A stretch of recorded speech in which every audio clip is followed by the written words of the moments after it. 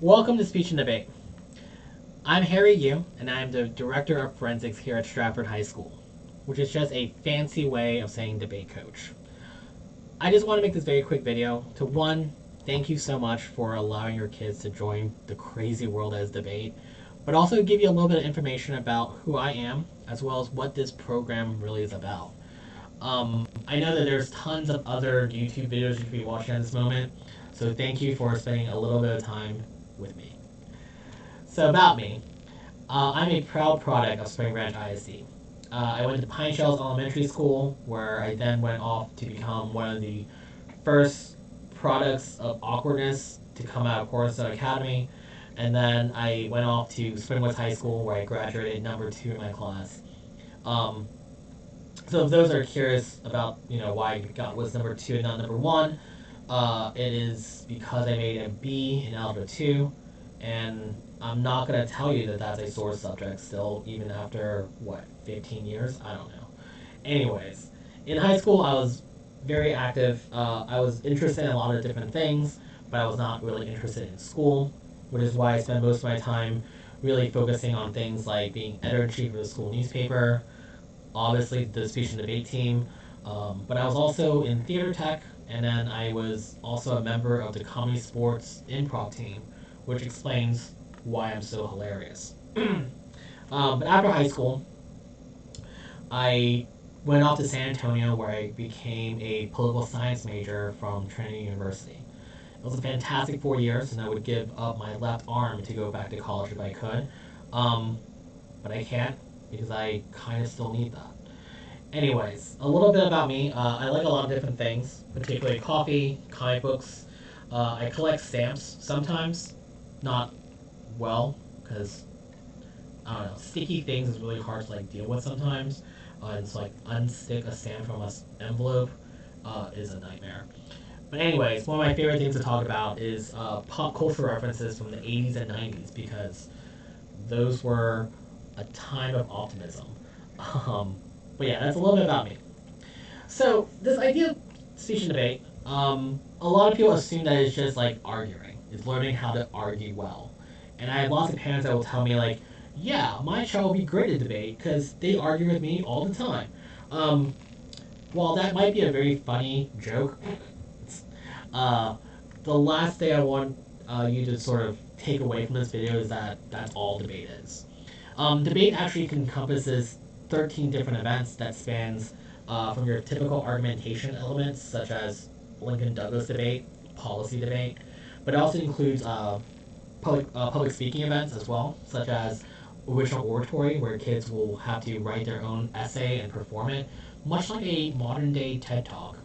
And then there's also acting events. There's humorous and dramatic interpretation, where they take a published piece of work and they cut it down to a 10-minute scene where there are no costumes, no props, no anything, and it's just pure acting. And all these different events are competitive. And so part of why this is such an important event for me, as well as I think it's important for everybody, is that rhetoric and persuasion, acting, public speaking, not only is public speaking one of the top 3 most common fears that people have, but also these are the skills that colleges and most industries are looking for.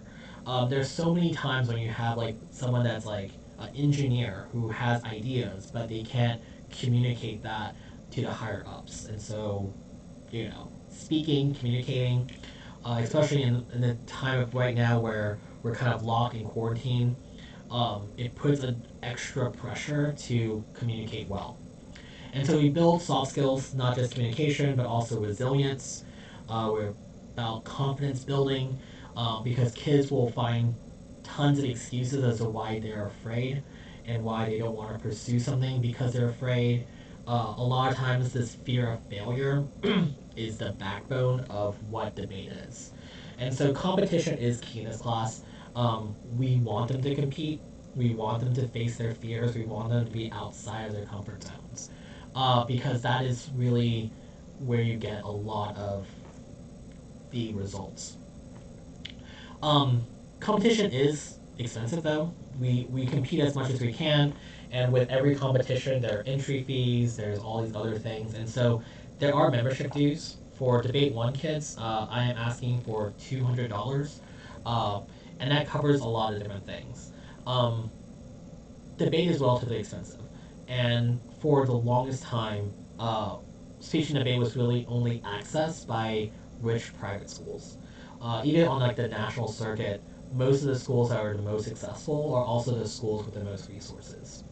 Luckily, I've been having great luck with the Stratford community.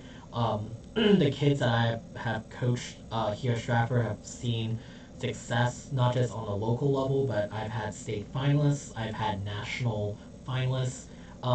We travel across the country competing because I believe that the more exposure you have to many different types of debate, many different types of competition, the better you become.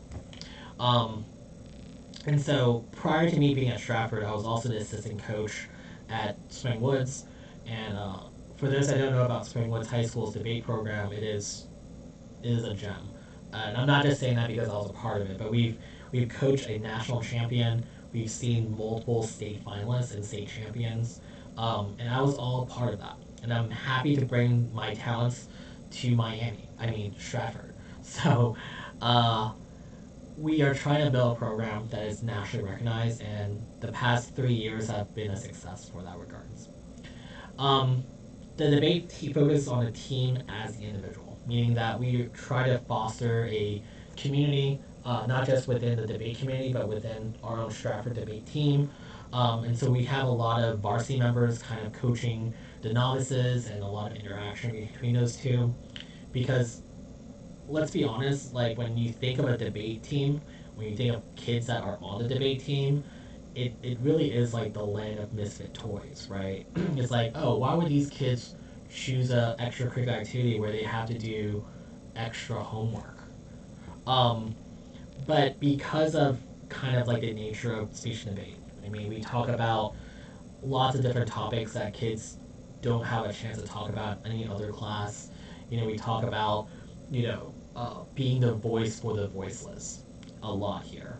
And it gives a place for kids to have a voice and have a place where they could experiment with what kind of voice they want to have. I'm proud to create that kind of environment here at Stratford, and I'm again thankful that you're allowing your kids to join.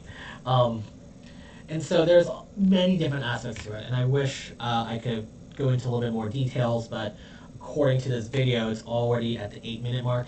Um, Please reach out when you have any questions. I've been meaning to write a long, verbose letter to all of my Debate One parents, and I just haven't had the chance. And hopefully, I will be able to do that once the craziness of the year will die down. I'm sure your kids have talked a little bit about how crazy I am because I have the Stratford virtual tournament coming up this month, and that is something that is I'm thinking about right now. In fact, I have a second monitor. That's what's up.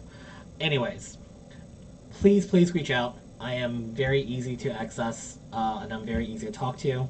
I kind of have to be. I'm a communications coach. But have a good night.